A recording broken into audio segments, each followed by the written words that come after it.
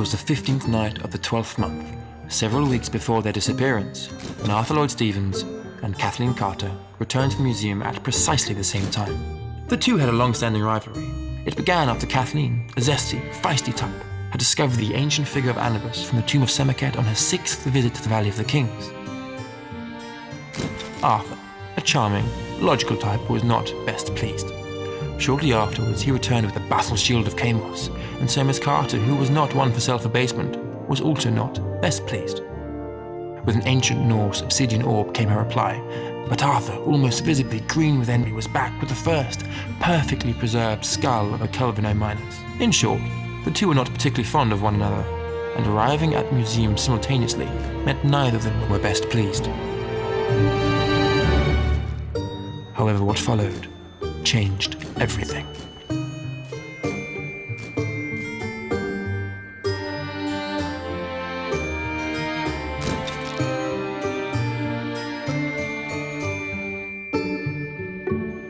Under curious circumstances, the two were equals. But how could something so similar be found so far apart, and yet at exactly the same time? Weeks passed, and the night seemed to grow darker and colder with the enigma. The puzzle toyed with both Arthur and Kathleen, mocked them.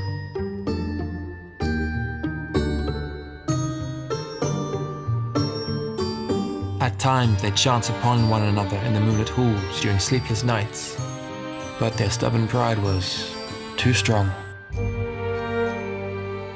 Desperate for clues, they each turned to the museum.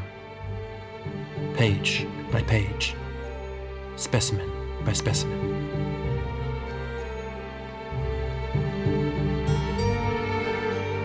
Perhaps the answers lay in the dust of the books, almost as old as the rocks themselves. Day followed night, followed day, followed night.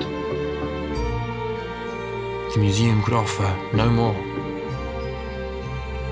But then one night, what happened? Only Arthur and Kathleen will never know.